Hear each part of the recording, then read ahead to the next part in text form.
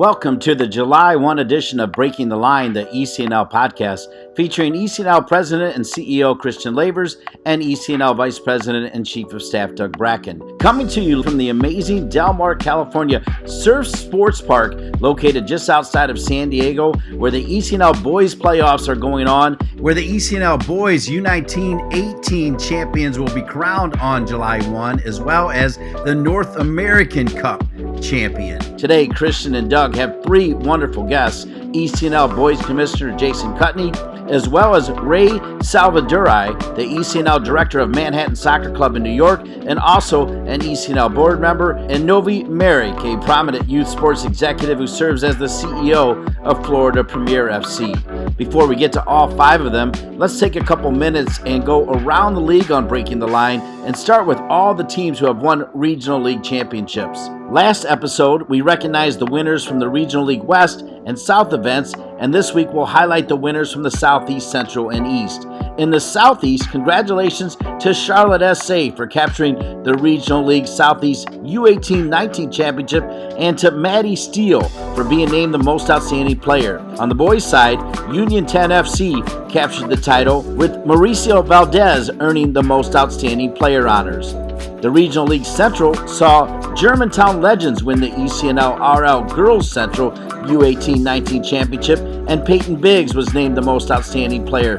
The ECNL RL Boys Central U18-19 championship will be held Thursday, July 2nd, with four teams still vying for their spot in the final: Pacesetter Soccer, Tennessee Soccer Club, Tennessee United, and Boreal FC. Finally, in the East, PWSI Courage earned the ECNL RL Boys East U18-19 championship, with Lysander Diaz Flores bringing home the most outstanding player honors, and the ECNL RL Girls U18-19 championship headed home with FC Stars, and most outstanding player went to Ava Mazzaferro. Also being held at the RL Central event was the ECNL Girls U18-19 National Finals, which set up a championship match between Michigan Hawks and MVLA. In the championship match, Addie Fife led the way for the Hawks, scoring the game's first four goals as Michigan cruised to a 5-0 win. The fourth national championship in the club's history at this level, her performance also earned her the Most Outstanding Player Award. ECNL Boys is wrapping up its national playoffs right here in San Diego, and it has been an incredible week. Across all six age groups, every conference has at least two representatives competing in the round of 16, with the Southwest and Texas Conference leading the way with 17. One representative each from those conferences will battle in the U18-19 championship match, as Legends FC will take on Tulsa SC. Check the ECNL socials to see every team who made the round of 16 and those who will punch their ticket to the ECNL Boys National Finals in Richmond, Virginia. This has been Around the League. Now let's get you out to a man who lives right here in this great San Diego area, the CEO and President of the ECNL, Christian Lavers. All right, well, thank you, Dean, for that intro, even though you're not joining us in he's person. off-site. He's off-site. He's like the voice that you hear in the ether. And in place of him, once again, we have Mr. Kutney. Is Jason here in place of Dean, or? I think the question would be, if Dean was here, would Jason have the same chair, or would he? Yeah, he'd probably be down one chair. Anyway, I'm very happy with that introduction and happy to be here. Yeah. Well, here we are in absolutely stunning Del Mar, California, a small city in San Diego, at one of, if not the nicest complex in the country. You'd have to say it's the nicest. I mean, when you combine the ocean a mile that way, the views of what's around, the quality of the grass, it's hard to compete with it, I would say, in fairness to our friends at the Crossfire in 60 acres. Yeah. When you have 60 acres in the summer, and you have Surf Sports Park here in San Diego in the summer, these are the two best facilities in the country in the summer to have postseason competition, and we're really grateful to San Diego Surf for this facility, and to Crossfire for use of their facility, because it provides an unbelievable playing environment. Definitely not to take anything away from anyone else, but yeah, this is beautiful. Wouldn't you say, Jason, we've been here several times. I mean, this is probably the best it's been, I would say, like surface-wise. Yeah, there's no doubt. I mean, we were here 2 years ago for the boys' side. Fields, I think, generally speaking, were still amongst the best in the country. There was probably 6 or 7 fields here that were mint. Well, I was saying that 6 or 7 that were just mint, so you couldn't find something wrong with them. The other fields were good, right? But they weren't those 6 or 7 fields. I think now we look at it and it's the entire complex is the same condition. These are the best fields I've seen in terms of youth soccer in my time. And every single one of them. Everyone. Whether you're U13, U18, there's 22 fields here that are absolutely first class. So here we are, Jason. Give us a little overview of the event, and we'll see where the conversation takes us. Yeah, so I mean, it's for the playoffs on the boys' side, it's a 2-stage, except for the 18-19s. So 18-19s are here. They will play to a national championship this year for both the Champions League and the North American Cup. That's something that's really for us. We created a couple of years ago on the boys' side, where all 32 of those teams enter for Champions League. Based on the results yesterday, the teams that won will move on to Champions League. They'll be in that certain bracket, and the teams that did not win yesterday move into the North American Cup. So all those 16s and 16s will play for a championship, whereas the U13s through U17s are going to play down to a Final Four, which is different than years past. In the years past, that was a Final 8 that would move on to Virginia, our second stage. Now it's a Final Four. So moving down to a Final Four, cool part about that is, well, one, when you go there, you play one less game in the finals. We'll have a first, second, third place. We'll be able to make that an even more special and unique environment. So every year we change the structure. Every year we try and involve it to make it better, and that was the big change, I think, on the boys' side this year. Yeah, and I think we're also just aware of the economics of it too, right? It's fewer teams that have to then travel across the country for an extra event. We want to be aware of those things when we make decisions for the league, and for us, I think the number of 4 just works better for all those reasons you mentioned, but it also saves money for certain families, right? And that's something that we have to be aware of all the time. So yesterday we were talking about this, and I think we're working on finalizing these numbers, but we were going back and forth of whether we were 400, 450, almost 500, the number of coaches and scouts that are here, from college soccer at every level to the very, very biggest names at the top of Division I to D2, D3, NAIA. Almost every MLS club is a scout here. U.S. Soccer scouts here. We'll finalize that number. It's hard to track, but what do you say about the scouting when you walk around? I mean, it was packed yesterday, all the U17 and U19 games, so sidelines of 50 to 60 scouts each. My guess is, just based on having done this for so long, we're over the 400 mark. I don't know exactly where we'll land. We'll find that out here as we go through with Athlete 1, but it's just the atmosphere that's been created. When you hear the whistles here in playoffs, you feel something different. When you walk down to those fields where the U17s and U19s are playing and there's 50, 60 college scouts on the sideline, that just raises the energy in the room that much more. And I think they don't always recognize that. I spent a lot of time yesterday talking to the college scouts and just thanking them for what they bring to the table that they don't even realize sometimes. But I think when you see the boys competing here for a championship, they're also competing in front of college coaches that can make a big decision in their life. You talked to we were texting it as it started, and you said the energy and the vibe you felt here was the best it had ever been. Talk about that and what kind of makes it. What made it that for the first couple of days? I mean, winning matters. I think that's the thing, right? Like you're here for a reason. No one's here because they just want to be here. They're here because they've earned the right to be here. They're the best in their conferences, and they're here trying to play for a really cool trophy, right? So I think when you look at those things and you put that together, you then add the ambiance of this area, you add these fields and the quality, then the weather and all those things, to the accoutrements to it. But really what it comes down to is they want to win. Right, and I think a year ago we talked about this on the podcast, where no one would question the USA's style of play in the World Cup if they were winning, and we're seeing that now.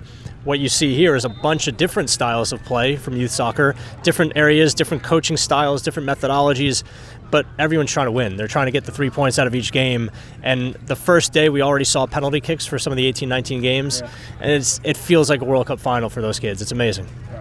Yeah, and I'd add, on the field, I think the winning part is really important, and we've talked about that and wanting to celebrate that. And next year, almost all of our events are going to actually have trophies in them because we feel it's important to do.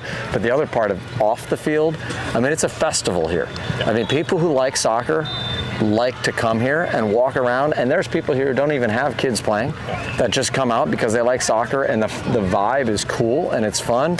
And I think that's a part of growing soccer culture. I mean, we talk about all the stuff going on in the World Cup now and where the U.S. is and what we're doing and what the future of the game is, and we've talked about this before. The culture of having people who live and breathe soccer every day, to me, starts with a youth environment that embraces mom, dad, siblings, makes them say, soccer's fun, I want to do it more when I go home, I want to play in the backyard, in the garage, whatever that is. I tell you, I was fortunate enough, just to connect with what Christian said, I was fortunate enough last night to go up to LA and watch the U.S. play Turkey in the Turkey A. I still don't understand that. In the last group game, which essentially the game meant nothing for either team, as Turkey had already been eliminated, the U.S. already won the group. One, what you saw at the beginning as we walked in was that festival kind of atmosphere, which was really cool. They have like the hype men out there getting the crowd jacked up. The second thing that was the USA chants, most American crowds you've ever seen in soccer. That was my next thing, was just like how many U.S. fans were there. Like, it was crazy. And of course, it's the World Cup, and we Americans, we love events, like that. But the other thing, what was interesting to me was how absolutely competitive that game was. It was clear to both teams, it was not a nothing game. It was not a throwaway game. And Turkey, who had been eliminated, had some pride to play for. They got some pride to play for. So I think, learning that skill, at the youth level, it's an important part as they move forward. And it was really on display last night. The U.S. ended up obviously losing the game, but it was a phenomenal atmosphere and just enjoyable. And I think that goes to what you were saying, Christian. Yeah, I mean, to be fair, you've heard Pochettino talk about how you have to compete and everything's about competing. And that was one of, I think, the changes he talked about making here, is what it really means to compete for your spot every day, compete to win every day. I don't necessarily like the word suffering in a game, but that seems to be a popular way of describing not having the ball sometimes. But those are skills that you don't just flip on. At a certain point, you have to learn what it means to compete young. It doesn't mean winning is the most important thing at any age. We don't even need to touch that. But that's what you see here with these guys and the emotion in these games. I mean, we have a jumbotron here where we're showing World Cup games throughout the day, and as you see passersby just stopping and watching those games, and it's cool. I think what the World Cup has brought to America is just this feeling that this can be a soccer country, right, and football country, but this can be a soccer country. But you see all these different people from all different parts of the country here in a small microcosm, just chatting about the games that are going on, right? I think yesterday there was a random game going on, and you just see all these families rolling up and watching, and then they're just rolling out onto the field and playing and going back and watching more. We've created something here in terms of like a little mecca within San Diego of some of the best soccer players in the country, up-and-coming soccer players. Some of these players on the field this weekend, or this week, could be playing in a World Cup, right? And you look at that, we don't know that. Some of them will be pros. Some of them will be, right? And so I think when you think about it from that perspective, it changes your lens and how you're thinking about the event. But this will be a future event here for us for years to come in this location. I wonder, when you look back on this year, 2026, who's playing this event right now that'll be on a World Cup roster in the future? Well, good news is we'll have the data, because we maybe didn't have that early on in our phase of growth. The other thing I would say to that, and it struck me, I was walking in today, there was somebody from Coach's Voice here who's our education partner based in England, and they work with all of the academies in England and coaches throughout Europe, and they have somebody here. We just had the tournament with Coach's Voice in Everton, and we were talking about how surprised the clubs and coaches were in England about the quality of the American teams coming over. We announced a couple days ago that we're doing the same event next year, so I think the final four here from U13 boys will be going to the Everton International event that we're doing in conjunction with Coach's Voice next year. And I said to him, we're probably going to have 4 different clubs that go to that event next year, and the 4 clubs that went this year surprised everybody with the level, because I just don't think the top level American kids are going over there and competing like that all the time. And then 2 days ago we were here with Philippe from the Ibra Cup, and the Ibra Cup is one of the biggest international tournaments in Portugal, and he was here also surprised, impressed with the level. So this isn't just now a domestic event. There are people now who are aware of this event and coming to this event from all over the world and going back and saying, hey, the ECNL is a really, really great place to compete, and the American Youth Soccer Club is rising. And I think we're going to see that because we got more cool things coming up that we are connecting with opportunities for our teams with international competition. We're going to see more and more of that. Yeah, I mean, it takes time like anything, but I think we've done enough over the last few years, especially with the American youth national teams that have done well. Girls have always done well. Boys on the youth level have done really well as well.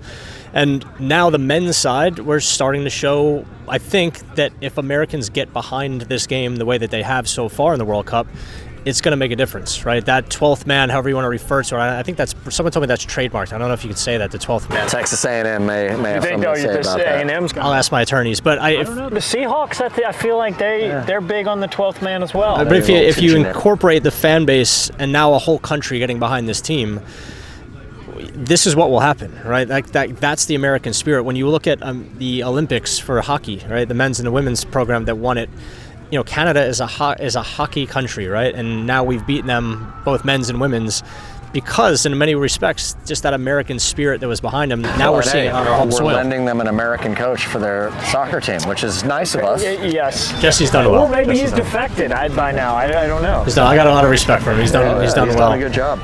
But I think. Wisconsin guy, by the way. Is he? Yes, he is. Is he? Racine, Wisconsin. There's only one good coach that's ever come out of there. Yeah, apparently. That's Jesse. Yeah. But when you think about what it takes to play at the next level, right? Whether that's a World Cup or professionally or college or what have you, I look around this. Yesterday, I saw a number of MLS clubs all here scouting these players as well. A lot of these kids will go on to MLS academies, go on to MLS contracts. A lot of these kids will be in the national teams, and we're trying to create the right atmosphere for them, an atmosphere that inspires them to be a better player. And when you look around, I didn't have this as a youth, right? I know you guys didn't because you're much, much older than me. But when you look around these fields, it's an incredible environment, right? The goal celebrations for these kids running to the corner and having 60 of their club mates there waiting for them to jump into, it's like, it makes you want to go back and play. When you see the fields and you walk in the fields, you want to play again as well because they're just ridiculous. But overall, the atmosphere that we're seeing in this country right now and at this event right now, it just makes you want to fall in love with the game. Yeah, and I'm going to say, because youth soccer, youth sports in general are more and more in the spotlight for a lot of reasons, and a lot of people have a lot of negative things to say. But if you're a family here and you're a player here, there's a lot of good things going on in youth soccer in this country. The culture is growing and catching up, and as we've talked, that's a big part of performance and development on an international stage. There's things we have to do better in this country, but man, there's a lot of really, really great things happening, and a lot of improvement has happened over the last 15 years. I think the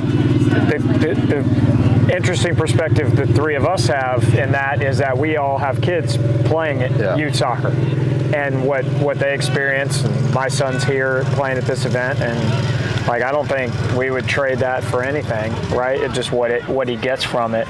It's just hard for me to think about that in any kind of negative way, to be honest with you. Yeah. Jason, the last thing I wanted to ask you is, because you've been here for 7 years now with the league. I think is there term limits? Yeah, I think we haven't disclosed what it is, but we'll let him know when the time is right. But I think it's always important to, as you move forward, to look back and see where you were and how you grow. So talk about, we've all been through this for the last 7 years, and for a couple of us, many more. Talk about the evolution and not only what you've seen and how it's evolved, but what it means to you to be a part of it and all that. Yeah, I started in 2019 pre-COVID, and we had 57 clubs on the boys' side when I joined, and it's just been interesting to see us grow the way we've grown, right? We're at 165, moving to 173 clubs next year. And how many in the ECNL Regional League boys?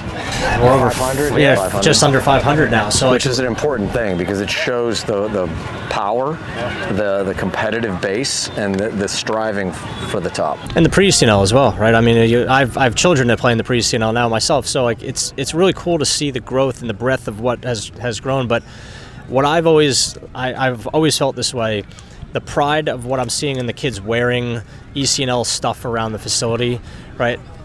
To me, they're proud to be in the league. They're proud to be in a club that's in the league. And there's an affinity toward what we're all trying to collectively do and accomplish. And, like youth sports, Christian, you hit the nail on the head. I mean, youth sports will get criticized for everything. Everything's more expensive nowadays. My groceries are 3 times what they were probably 10 years ago, just to go out and live a life, right? But when I spend time with my kids, coaching them at different areas, if I spent every one of those minutes that I'm coaching in the same area where I live, I would get bored very quickly.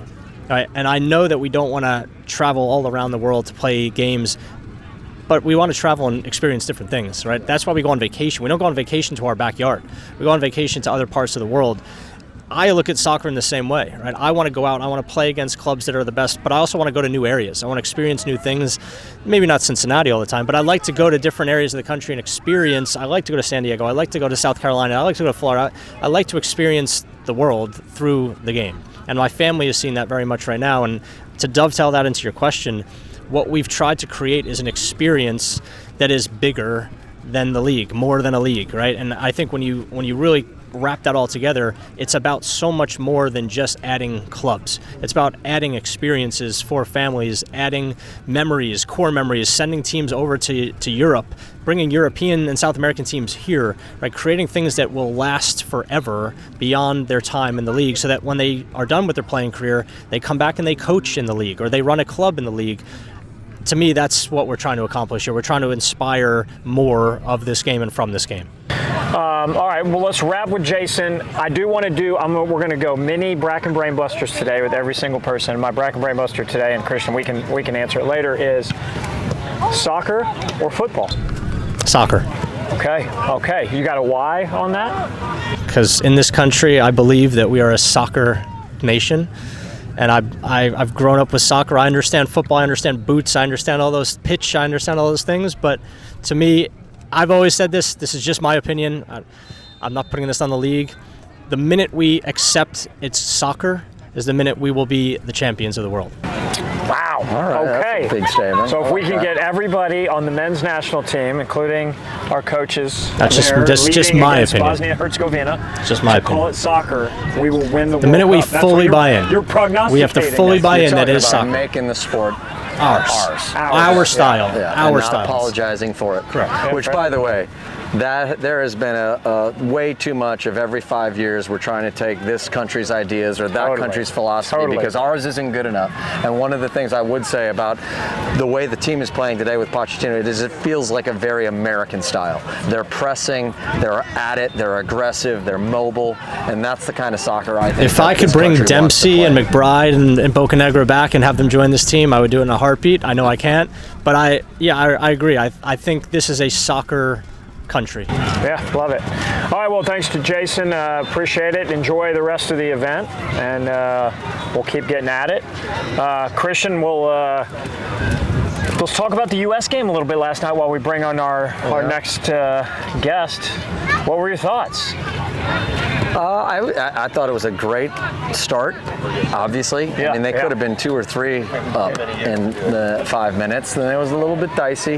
There was definitely a difference between, I think, the first 11 and the group last night. But to get those guys in, to get the minutes, because some of them are going to have to show up as we progress through it. Yeah, no doubt. I thought the second half was a lot better than the first half, to be honest. And before I go too much farther, let's introduce Ray here. Ray from Manhattan, member of our board. Yep, Boys Director of Coaching, Manhattan Soccer Club. Yes, thanks for having me on, guys. Appreciate it. Yeah. How about those Knicks? It's a lifelong journey for me. Right, being 53 years old, and last time they won was when I was born. So it's been many years of pain, loyalty, support, but what a great team. What a great story. Great story in coaching. You know, when you talk about dealing with high-level athletes, right, and different pay scales, and to keep everybody tethered to a collective goal. It's very hard to do in pro sports. It was a very, this is a soccer podcast, but it's a very New York team too. Yeah. Like roll your sleeves up.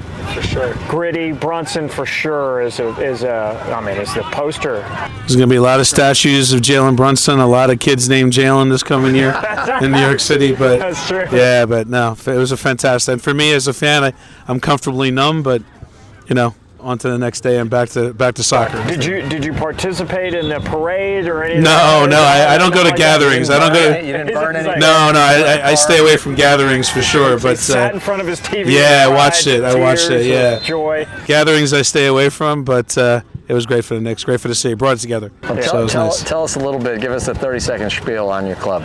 Yeah, Manhattan Soccer Club. It's been a labor of love for me. I've been here half my life. 28 years, and it's coaching in an urban environment, right? And dealing with some of the issues that come around that, field space and leadership, and putting in the right perspective of how you want to develop players and teams in that area. Amazing player pool. We're talking 8 million people, right? So great diversity. Pretty diverse, I would Yeah, very, very, very diverse. And we have a club that's really committed to that, all around, not just inside the lines, in developing players and teams, but outside the lines, with our mission of, just bringing everybody together, and doesn't matter what your socioeconomic background is, we'll make it available to you to play, So it's a great place. I love it. When you've got a bunch of teams here. Yeah, we do. And you've had players that have gone through the club and gone on and had real success. And yeah, well, look, I always tell people, when you have players that go on to the professional level, we help them along the way, but they're there because of them. Yeah. And their qualities that they've had. But we just had our first player that played in the World Cup this year for Canada, Jacob Schaffelberg. Came through our program. Jack Harrison had a great career for us. Went to college for 4 months. I keep, talked to him about that at Wake Forest, and then made his way through MLS and English Premier League, and had a lot of great coaches along the way. Manhattan Soccer Club is a great place for him, but when you have Bielsa, right? When you have Patrick Vieira, and you got, at NYCFC, you have Lampard and Pirlo in your locker room, and David Villa. He's had some good people along the way to help him get there. So those are our two big names. And but in terms of the teams here, we're super proud of the guys we have here. We have our U14s, our under 16s, and our under 19s are going to be playing around a 16 in less than an hour against Mustangs. So I think San Diego is a great motivator, by the way. as soon as you guys, as soon as you guys announce San Diego, the guys are like, "Oh, this is great. We got to be there. We got to be there." So, what a great facility. We love coming here, and I'm pretty proud of this group. They're great teams. They really we got a good culture there. We look for culture people, culture families, all bought in, and our coaching staff is excellent. Our prep cycle, and we're excited. We're off to a good start so far. Talk about that culture piece and how what it means to you and the club and how you create it. Yeah, it's people throw that word culture around all the time, and they're not quite sure what it means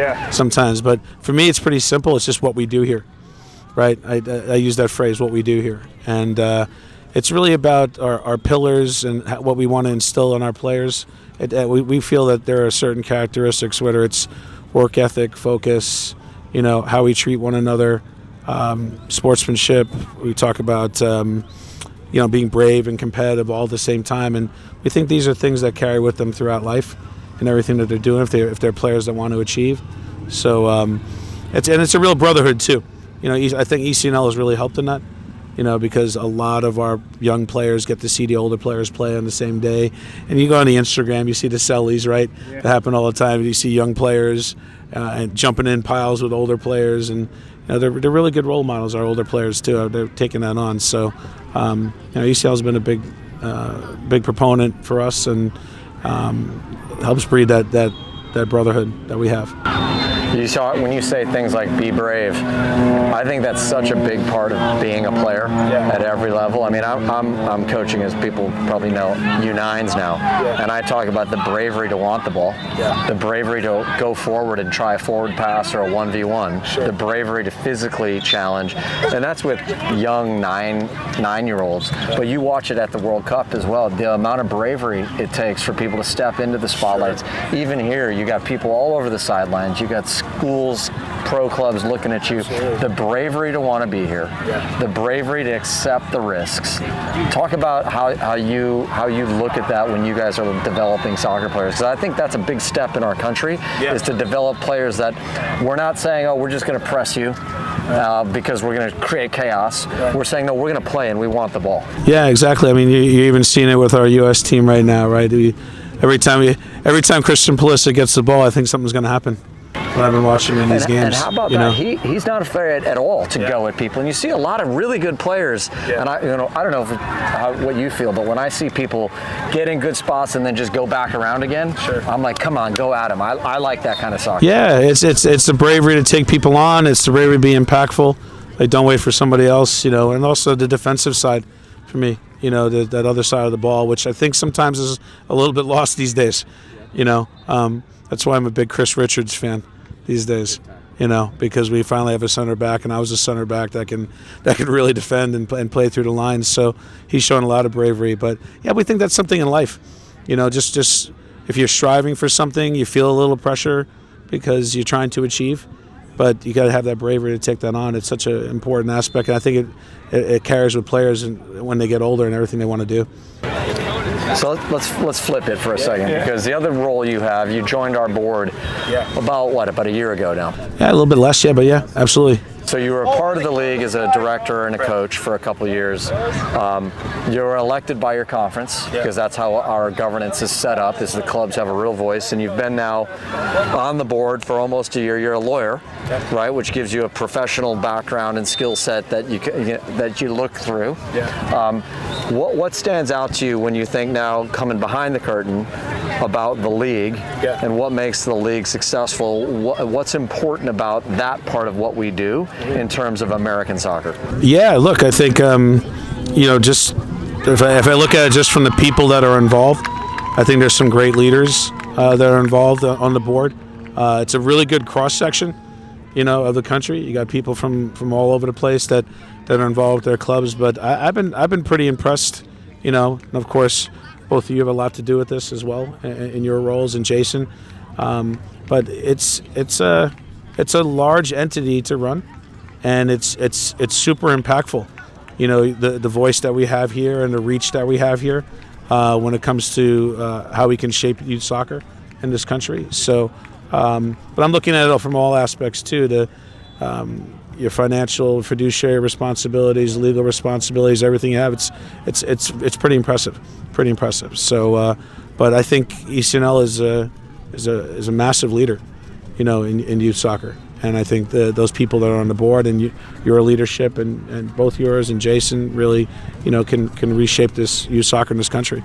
Well, and with that, I mentioned you've been elected like everybody, but really we're one of the very few organizations that every day the people who are making the big decisions about what we do, how we do it, and why we do it are also going out that evening and they're coaching. Yeah, you got people in the weeds, so I always say, and good people, really good people. And even still, you mentioned at the conference level, right, as coaches, we're all colleagues. Everyone gets along. It's a community. They have a lot of respect for one another. I tell people all the time, my colleagues is what drives me, because I know as a coach on that level, what I'm going to see on game day, they're prepared. So I got to be prepared as well. There's some great coaches in this league, and the board is a great example of that too. Just great people around the game. So that's a big focus for us as a league now. But I look at it through the same lens of we empower the people that are working closest to the problem, and as our scope of problems that we try and tackle gets bigger, we're empowering more and more people. Yeah, I can't tell you how important Zone 1 is to any club. Not just in how it's run and your curriculum and things along those lines, but even the size of it. If you can have a large Zone 1 in your club and it's running really well, it's going to lead to more success in the older ages for sure. But Zone 1 is an area where we can be, like we mentioned about being a leader in American soccer. Like Zone 1 is where we can really take, right from the start, these young players and having them come in and getting around what ECNL wants to do with it. So, amazing. There are some real, we've talked about this before, but there's some real realities to Zone 1, and those realities, just to running a club, a youth club, and I'm sure you experience them, we experience them, about one, the more coaches that we can educate and create a bigger pool of coaches, the better that is for all of us, because we know as club leaders that our biggest challenge is coaches and getting good coaches. And so, what in your club then takes priority and where they go. So I think the way we've tried to look at this now, and I think Christian experiencing it's helped push that forward a lot, is providing more education to coaches in that zone, so that those coaches can get better, because the reality is a lot of our young coaches in our clubs are the ones that are coaching in that zone. Well, and we talk about this here because this is the end of the youth, right? So your 17s, your 18s here that are leaving youth soccer and moving on. A lot of what determines the quality of this play is going to be based on what is the quality of the teaching.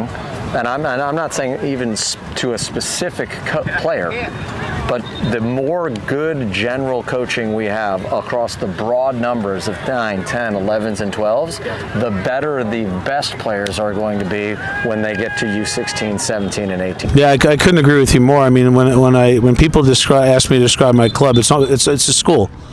It's a school, and you think about it as a lower school, a middle school, and an upper school, right? So at each level, you have a different level of teacher, right, that understands the psychology of the young kids and what they need, and keeping the fun factor in it, and also understanding, where they are physically and emotionally in those ages, and to teach the game at the same time. I think the biggest thing for me too is also when you have young families, right, that are stepping into youth soccer to educate them and what commitment is like, and it's when you're 8, 9 years old, what do you really know about a family, right? And as soon as they get to 10, 11, 12, you know more. But we have some lifers. I see even on my U19 team right now, we have some lifers, I call them. Guys that were in our club from under 8. We actually have that in our club. Yeah, we had a lot of that. Lifers. In fact, on that team right now, it really is. We're talking 8, 9, 10 players. So that's that's a lot there. It's a lot there. So we're happy about that. Yeah, cool. That's amazing. So when you take a step back here, what when you get back on the plane and go back to Manhattan, where it'll be maybe a little colder, maybe a little hotter, I don't know, but it won't be way more humid. Let's put it that way. Way more humid. What's going to make you say, that was a really successful weekend or week here in San Diego? Yeah, look, I mean, first of all, the facility is top rate here. I haven't been to a better facility my entire life. Obviously, the weather is tremendous, but the competition here is amazing. There's a lot of good teams from throughout the country. Our conference was pretty tough this year for us.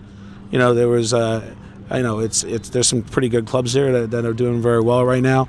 So it was kind of a dogfight in a way. I called it before the turn and after the turn. Right after the first 8 games and the next 8 games, it was very, very tough. And I know when the league expands, right, and you're trying to apportion playoff spots, it's more difficult to make it now. And I agree with that. You want the best of the best here. It's about 30% for most conferences, about 30%. Yeah, and it's more difficult to make, and it should be. The best of the best should be here. So, but it's also, not just competing with your brothers. It's the time spent. A lot of times you don't get to spend a lot of time away from the field with families, and so these guys are planning all type of activities around it. But just to compete against the top teams, right? To see the teams in the Midwest and California and in the South that we don't normally see. Had a great game with Florida Premier yesterday.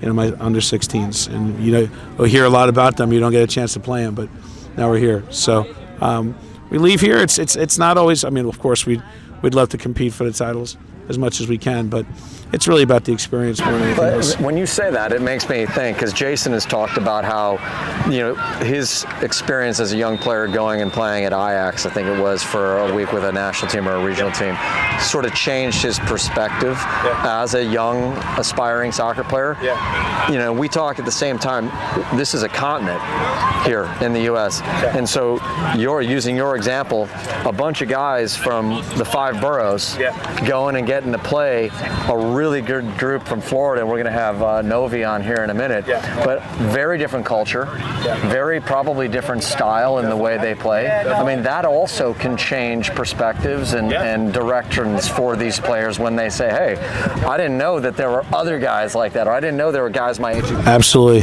absolutely. Yeah, to see the player pools and to see some of the, and also the level of coaching of our opponents, it's very, very good. So, we always know when we come to regionals that, it doesn't matter if you're at a wild card.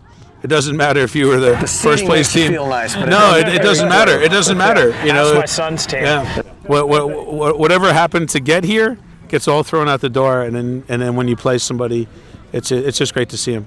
So we love the competition, and you just feel it, right? You walk around the field, it feels different. Hear it. It feels different. You just feel the energy of teams really competing. So I mean, to play for a national championship is.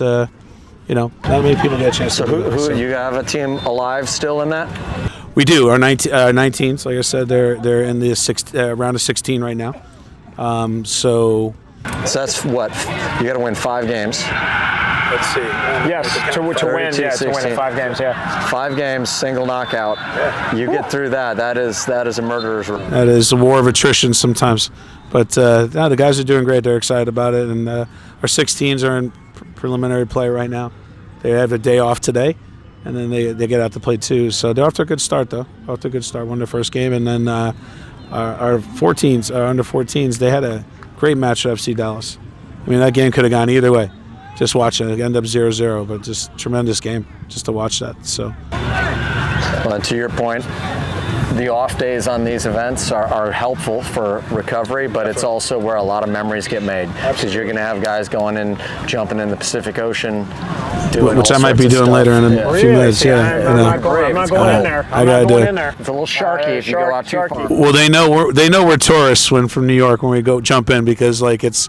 I don't know. Everyone else who's from around here is in a wetsuit right now, so they know we're tourists when we go in there. So, but no, it's. I mean, this is a great area, and we just love coming here. So, but we're off to a good start. We're hoping to be there at the end. Well, it's awesome. And I remember when your club came in, and it was a big moment for us, right? Because big moment for us as well. As good as the clubs that are in it, and we always say leagues don't develop soccer players, clubs do, coaches do, and to your point specifically, the credit is always to the player.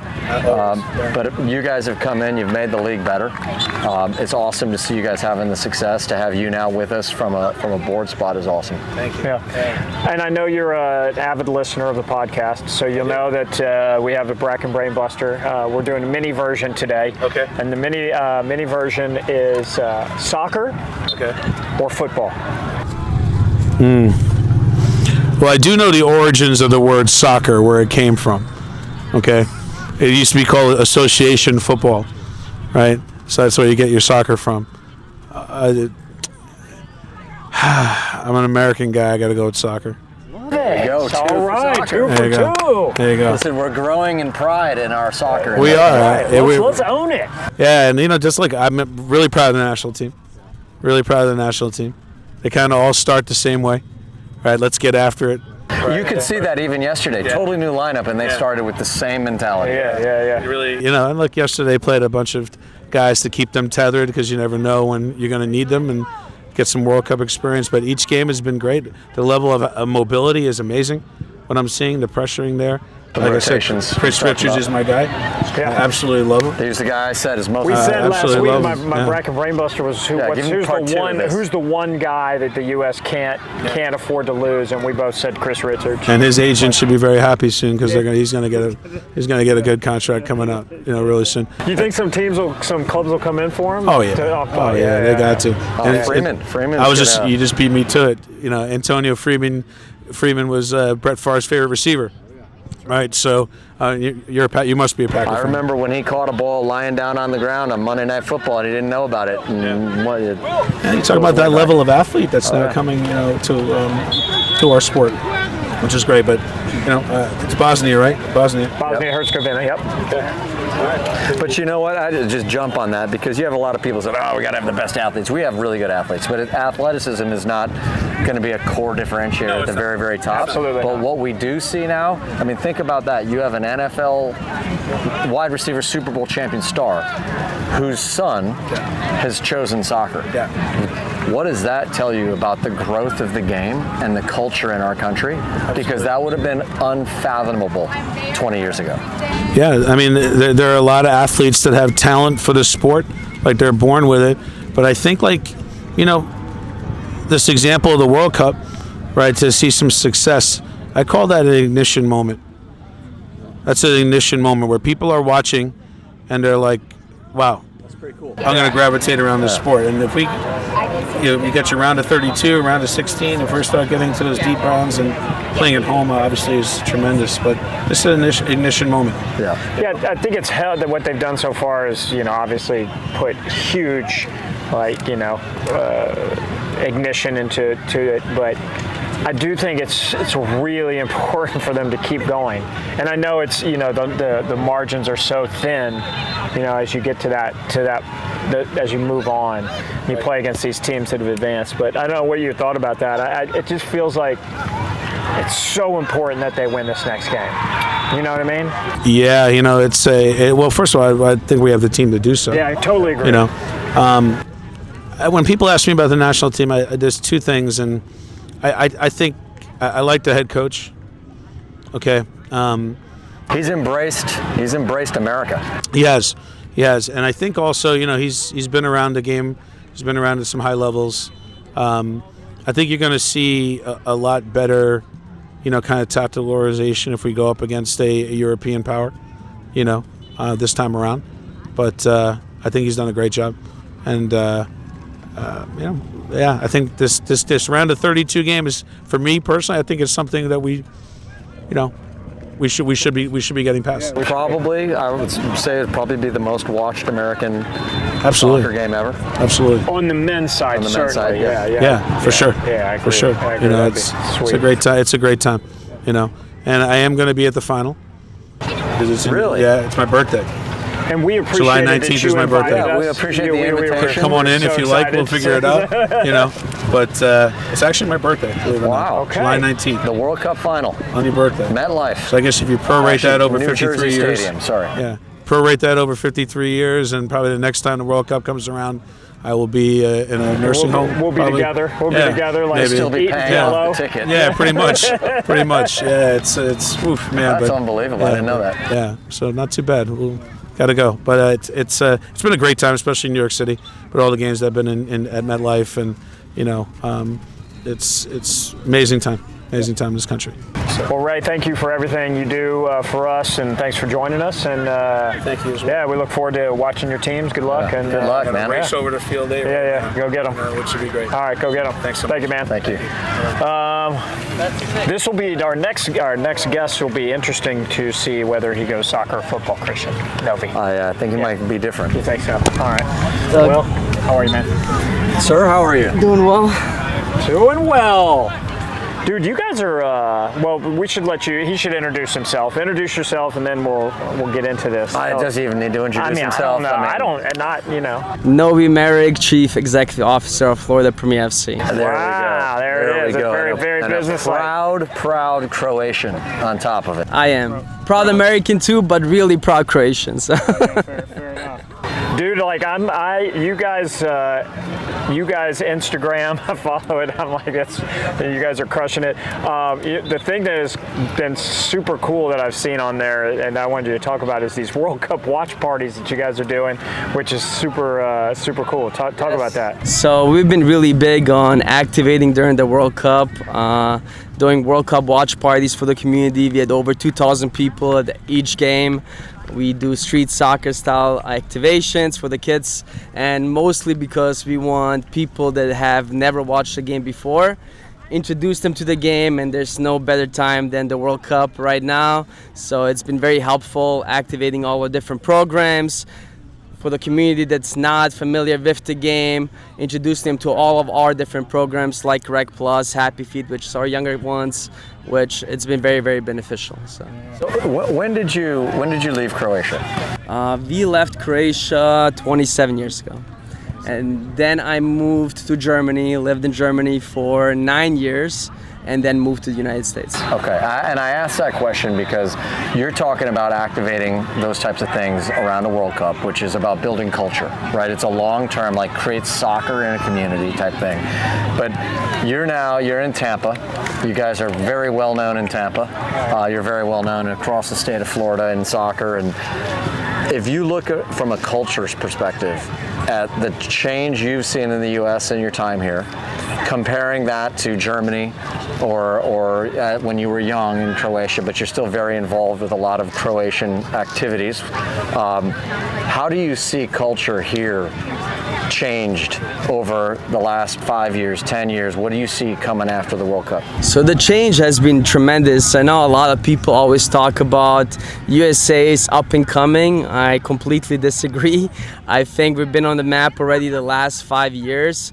The game has evolved tremendously, and a lot of people downplay it. And I know everyone wants to find something that we can do better, but where the clubs have gotten and the player development the last 5 to 10 years is tremendous. Even when we take our teams overseas and play the top European academies, there is not a huge difference like everyone else is saying.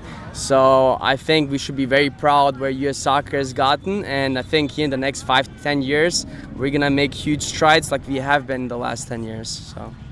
What does that mean, you think, at the international level for the U.S., making great strides? Is that competing to win a World Cup, you think? It is, yes. And I think the team that we have currently, I know a lot of my friends in Europe, they all look surprised after the first 2 games, and they're like, no, we didn't know USA was that good. I've been telling them all these years that we have a lot of great young players, and what's impressive, it's not that we have 20 good players. You have over 100 players currently playing in top European leagues from the United States. So our depth and how many players we're developing is tremendous. In the past, you had the Landon Donovans, you had the Eddie Johnsons, you had Clint Dempsey, 3-4 players. I think we're developing much more, a much deeper pool of players, which is amazing to see. How much of that, Croatia is a small country that punches well above its weight with Luka Modric, one of the great talents of the generation. Sure. How much of the growth and the next steps in success is just about people believing it? And instead of people apologizing for what we don't do and apologizing for all this other stuff, saying, you know what, we're proud of what we do and we're going to go believe we can do it and we're going to just get after it. So Christian, that's what I love to hear, because I truly believe if you don't believe it, you will never succeed. So it's first all of us, right, believing it. And when people are on podcasts and talking about what are we doing wrong, I think it's more coming together and coming up with solutions and ideas. How do we improve and give credit where it's due to all of US soccer and all the different leagues that we have taken huge strides. And look at this here. You have thousands and thousands of top players everywhere you look around. We're competing at a very high level. So again, I believe in, if we do not speak it in as, hey, we will be the best, it will never happen. So I think more people believing and talking positive about it, that's what we've done with our club. I mean, we talked it into our coaches, talked it into our players. We will be the best, and I think that's the attitude the U.S. needs to have. And I think a lot of people have it. We just need everyone else to join in, and I think we're getting there. So talk about the evolution of Florida Premier and how you guys have built it and where you are now and what you're thinking. Because you guys are a top club in the country now, and I know that's a very proud moment for you because that was probably not the case 7-8 years ago. You were growing and building it, but now people know your club. And when they play your club, they say, oh man, this is a big day because we're playing Florida Premier. So when we started Florida Premier, it was a very small neighborhood club. We started with 15 teams. We're up to over 500 teams currently. And it was built with the slogan, one club, one family, about culture and making sure we are focused on the younger ages. We have a program called Happy Feet. It's an 18 months to 6-year-old program, which we put a lot of resources in. Start investing in the young ages and putting all of our resources in the development stage. And then over the years, with quality, we were able to develop really good younger teams. We invested a lot into coaching, resources, and then with quality and the culture we've built, people wanted to come join. So we have now we believe, the strongest coaching staff in the country, because a lot of the people from the outside that were seeing what's happening inside of Florida Premier wanted to join, and our retention rate on our staff is 99%. I think that plays a huge part in our success, because over time, when we talk about culture, we were able to retain it, and we have a lot of people that have been with us since day one that understand what we want. And now when the new people come in, it's very hard for them not to follow it, because everybody's so bought in. So we're very passionate, but we also are big on development, younger ages, and investing in coaches. I mean, most of our monies in the club goes back into coaching, and I think with that, with the success, when they say with quality, then the quantity comes as well. And then you guys came into the ECNL and obviously have just grown in prominence and what you've done. Talk about why ECNL, what's important about it to you guys. ECNL played a huge part of Florida Premier's success. I know when I met with Christian the first time, I was begging him. I'm like, give us a chance. I believe, tell me if I'm wrong, I believe that was at the Aria in Las Vegas. It was, that right? That's correct. Yeah, that was like 2015, 16? 2016, Something like that, all right. So, Wow. good memory. Yeah, good memory. So no, we told Christian, just give us a chance. We'll prove you that we belong in the league. From day one, I told Christian I believed in his vision as to what he was trying to create with the league. We believe in the 99%, and what Christian was doing with the league, building the ecosystem where every player in your club is part of it and is taken care of and has a pathway to the top league. So that's the way to go. And Christian's passion for the league and his belief, always saying at every convention, we are the best. That's, made us believe, and we wanted to follow his footsteps and follow you guys' path.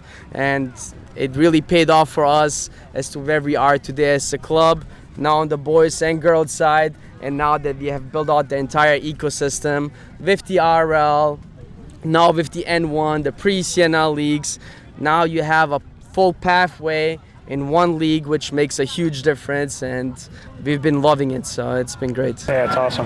Talk about the teams you have here and how you guys are doing so far. Yeah, we're doing great. We have the 19s now in the Sweet 16 against you Solar. You beat my club yesterday. Oh, so, we did. Yeah, I'm sorry. That's all right. That's all right. I was like, well, we come That out didn't here get and compete. awkward at all. Yeah, I'm sorry. I didn't mean to make it awkward. No. 09, same thing. They're on top of the group. 10s and 11s doing well as well.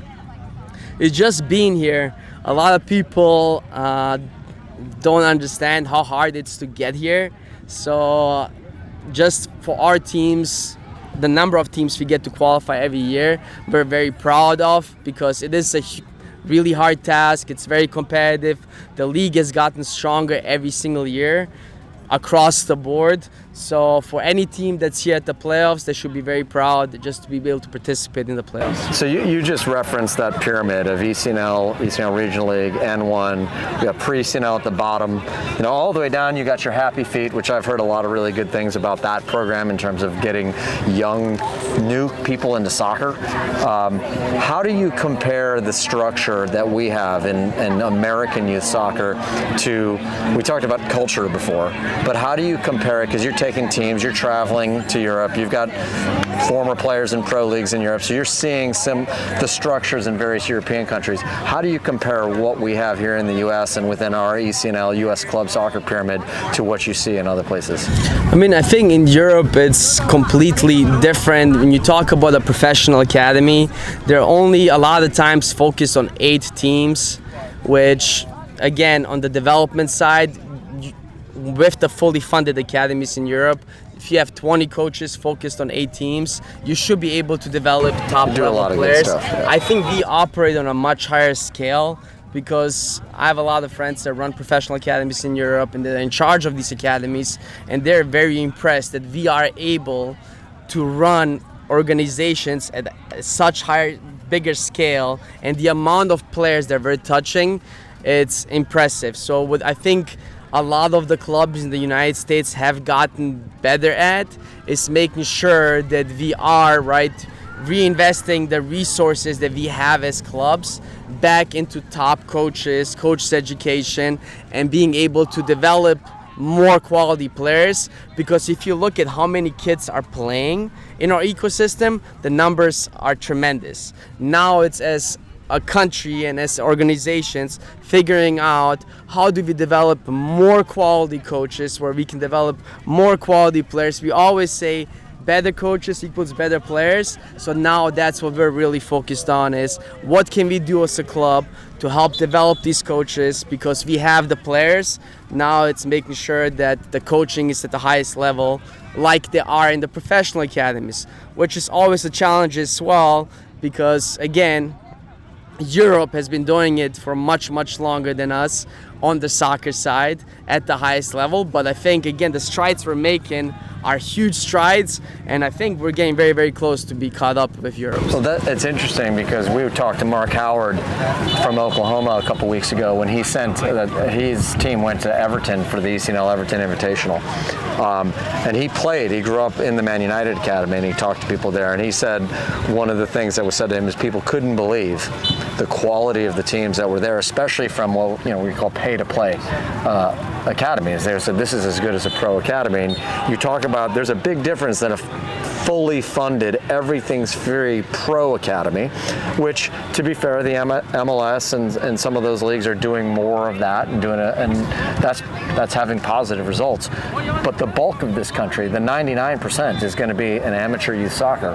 And what I hear you saying, and I don't want to put words in your mouth, is that 99% is doing a pretty good job and a consistently better job of pushing up really, really good players. That is what I'm saying. And I think as the non-pro fully funded academies, what we have been doing with Florida Premier is sponsorships and then having huge funds available where no kids are left behind. So there's always a way to find ways where, yes, it's pay to play, but there's always ways to create funds within the organization. We give out close to $300,000 in hardships and scholarship money, where every kid is every year. So that way, every kid is never left behind. So we make sure we've never turned the kid down. We work with the families. So there is ways to get to that where every kid gets the opportunity, and that's how it should be, because this beautiful game, right, is made for everyone, and we as organizations need to keep finding creative ways how to get to that. Because in Europe, I think personally they have it easier because of the transfers. You can develop a player, sell a player for $5 million, and all that funds. The solidarity payments, the training comes. So now all that the funds that are not shared here in the U.S. That is correct, which is a huge problem that nobody talks about. That we're putting a lot of work in the background to develop these players. You can't criticize pay-to-play and not put money down into youth soccer. The two can't go together. 100%. You're right, though. It's what people don't talk about. We experience it, but nobody talks about that as a solution. If there is a problem, but you talk about solutions. So there's always a solution. I think it's, again, people coming together and finding solutions and not always criticizing. And I try to listen in the background to everyone talking. It's more, let's come together in a room and find ways to make it even better, because it's already great, but how do we make it even better, right? Well, we have a principle in our internal staff that's called Take Your Monkey With You, which is don't come with problems and not solutions. And so I think a lot of times when people talk about, hey, this is bad, that's got to be better, that's great. What's the solution? No, I agree. Just to talk about, again, the U.S. youth soccer landscape and the national teams, that's another thing. We are on both the boys and girls side developing top players, and I think that's going to continue. It's, again, recruiting, scouting at every event has gotten much, much better, and I think as a country, I think if we keep improving that, that's going to make a big difference as well on the national teams.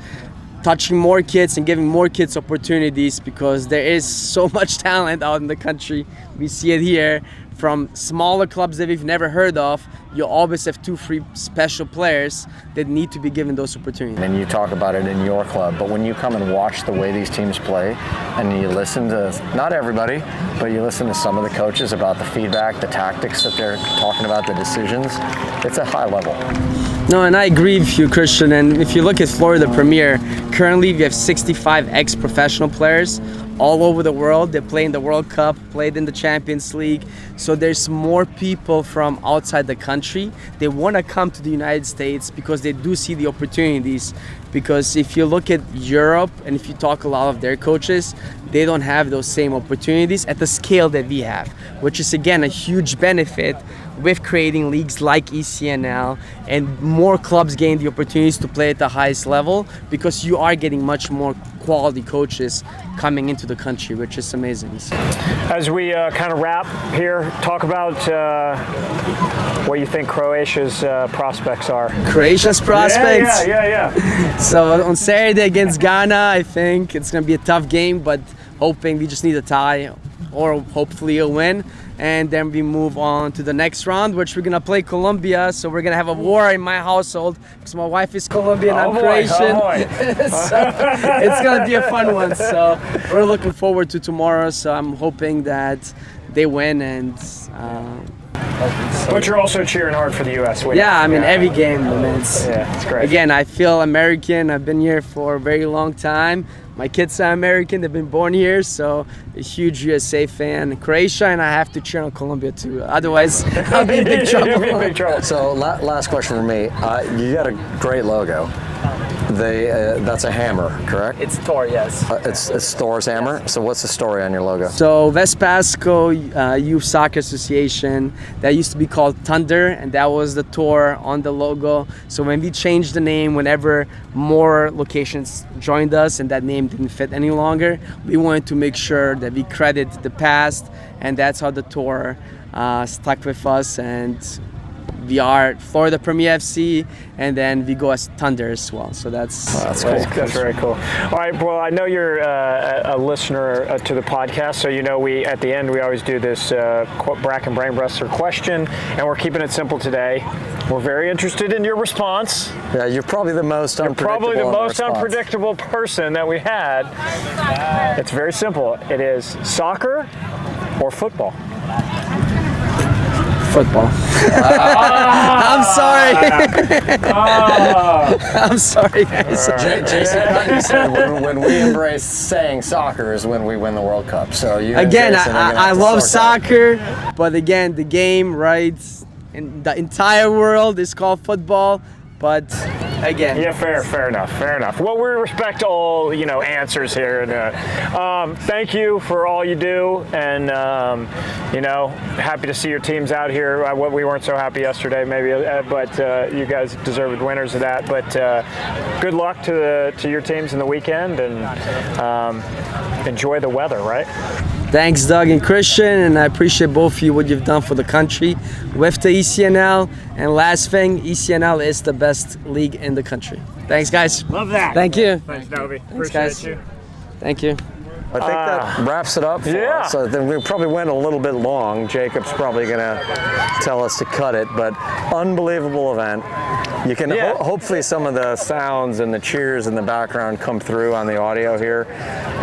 What I take from that, Christian, those conversations is, I think you can't state enough what kind of leadership exists in this league. Yeah. From and I don't mean from the grassroots up. Yeah. And because it's so important for us. And by the way, he's got a really interesting background.